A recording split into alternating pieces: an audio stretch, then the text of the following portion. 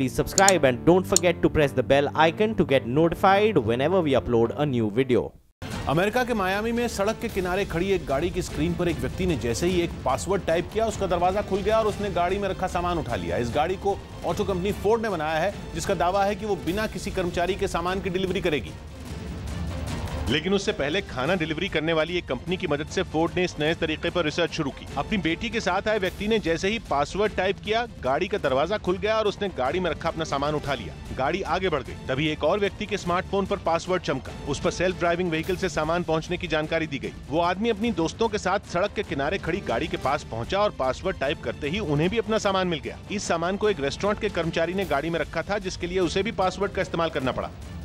यानी फोर्ड शहरों में सामान की डिलीवरी करने के एक बिल्कुल ही नए तरीके को जांच परख रही है। फोर्ड की अपने आप चलने वाली गाड़ी से सामान पहुंचाने के इस नए तरीके में किसी ड्राइवर की या किसी डिलीवरी बॉय की जरूरत नहीं पड़ती, जिसमें बिना ड्राइवर के चलने वाली वैन उसी तकनीक पर चलती है जैसे बिना ड्राइवर वाली कारें आजकल दुनिया के कई शहरों में चल रही हैं। इसमें फर्क सामान पहुंचाने के तरीके का है। इसके लिए ग्राहक को उसके स्मार्टफोन पर एक ऐप के जरिए पासवर्ड दिया जाता है। ये पासवर्ड उसे गाड़ी पर लगे एक डिजिटल लॉकर की स्क्रीन पर टाइप करना होता है। इस पर गाड़ी का ऑटोमेटिक दरवाजा खुल जाता है और सामान ग्राहक को मिल जाता है। ये सामान गाड़ी के हाईटेक रैक पर रखा होता है, जो ऑर्डर के मुताबिक दरवाजे तक पहुँच जाते हैं। फोर्ड की योजना है कि आगे वो गाड़ी की छत पर ड्रोन के लिए भी एक जगह देगी। इस ड्रोन के जरिए ऊंची इमारतों पर रहने वाले ग्राहकों तक उनका सामान पहुंचाया जाएगा।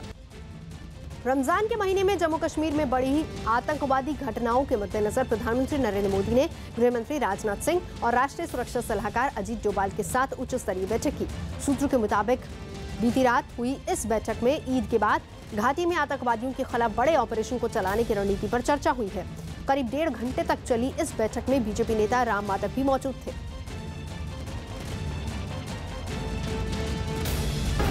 श्रीनगर में राइजिंग कश्मीर के संपादक शुजात बुखारी की हत्या को लेकर सियासी घमासान तेज हो गया। विरोधी दलों ने पत्रकार शुजात बुखारी की हत्या के बहाने केंद्र और राज्य सरकार पर एक सुर में हमला बोला और जम्मू कश्मीर को लेकर सरकार की नीति पर सवाल खड़े कर दिए। पिछले 3 साल से आपकी पूरी पॉलिसी नाकाम साबित। लगे हाथ नेशनल पैंथर्स पार्टी के नेता भीम सिंह ने भी शुजात बुखारी की हत्या के बहाने राज्य सरकार को आड़े हाथ लिया। जम्मू कश्मीर में सरकार नाम की कोई चीज नहीं है और जो सरकार है पीडीपी की और बीजेपी की, ये एक्सेप्टेबल नहीं है। यही नहीं, नेशनल पैंथर्स पार्टी के नेता ने यह दावा भी किया कि राज्य के हालात सरकार के नियंत्रण में नहीं रहे।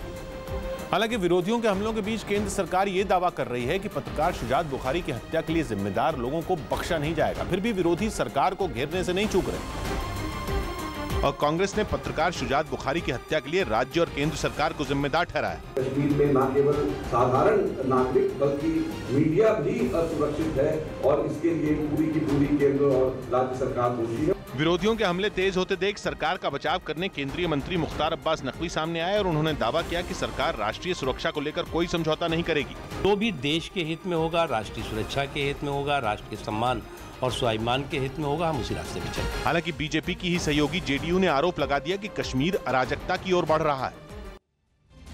हरियाणा के सोनीपत जिले में सड़क हादसे के बाद एक ट्रक में अचानक आग लग गई। हाईवे से गुजर रहा ये ट्रक एक तेज रफ्तार गाड़ी से जा टकराया, जिसकी वजह से ड्राइवर उसके अंदर ही फंस गया और हादसे के बाद आग का गोला बने ट्रक में वो जलकर राख हो गया।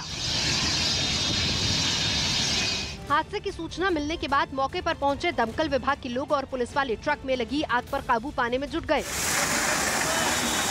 करीब 1 घंटे की कड़ी मशक्कत के बाद आग पर काबू पाया जा सका, जिसके बाद पुलिस ने पूरी तरह जल चुके ड्राइवर के शव को चादर में लपेटकर ट्रक से बाहर निकाला।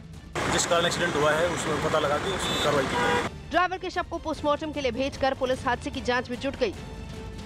सलमान खान और कैटरीना कैफ समेत 5 कलाकारों के खिलाफ पैसे लेकर शो नहीं करने के आरोप में अमेरिका के इलिनॉय में केस दर्ज हुआ है। भारतीय अमेरिकी प्रमोटर वाइब्रेंट मीडिया ग्रुप ने सलमान खान समेत 5 सितारों पर शो के लिए हुए समझौते की शर्तों को तोड़ने का आरोप लगाया। जिन सितारों पर आरोप लगा उनमें सलमान खान, कैटरीना कैफ, रणवीर सिंह, सोनाक्षी सिन्हा और प्रभुदेवा शामिल हैं। ये कॉन्सर्ट 1 सितंबर 2013 को अमेरिका के शिकागो में होना था, लेकिन आरोप है कि एडवांस में पैसे लेने के बाद भी ये कलाकार कॉन्सर्ट के लिए अमेरिका नहीं पहुंचे। वाइब्रेंट मीडिया का दावा है कि उसने कॉन्सर्ट के लिए सलमान खान को 1 करोड़ 30 लाख रुपए से ज्यादा की रकम दी थी। कंपनी ने अपने नुकसान की भरपाई के लिए 7 करोड़ रुपए का हर्जाना मांगा है। उत्तर प्रदेश के बलिया में एक तेज रफ्तार डंपर की चपेट में आने से 10 साल की मासूम बच्ची की मौत हो गई। इस डंपर में मिट्टी भरी हुई थी और ये एक गांव के पास से काफी तेज रफ्तार से जा रहा था। हादसे के बाद गांव वालों ने बच्ची का शव सड़क पर रखकर धरना दिया और पुलिस से इलाके में तेज रफ्तार से गुजरने वाले वाहनों पर रोक लगाने की मांग की।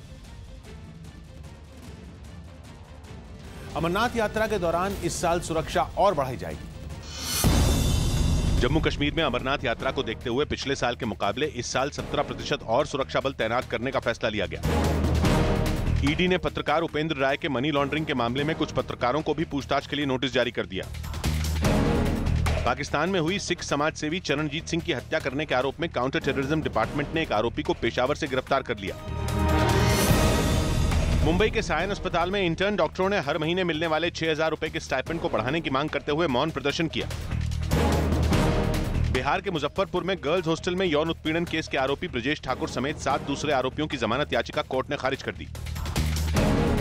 भारतीय मूल की 39 साल की दिव्या सूरदेवरा को अमेरिका की सबसे बड़ी वाहन निर्माता कंपनी जनरल मोटर्स की CFO यानी चीफ फाइनेंशियल ऑफिसर नियुक्त किया गया। वो सितंबर में अपना कार्यभार संभालेंगे।